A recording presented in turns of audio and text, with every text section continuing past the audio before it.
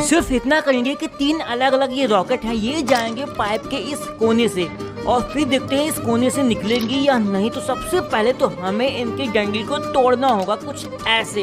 डंडी तोड़ने के बाद हम सबसे पहले सबसे छोटे वाले रॉकेट को इसके इस मुंह पे डालते हैं और देखते हैं क्या होता है। छोटा वाला तो जबरदस्त था। अब इसके बाद सीटी वाले रॉकेट को ट्राई करेंगे, ये थोड़ा सा ज्यादा बड़ा है पहले वाले के कंपैरिजन में, देखते हैं क्या होगा।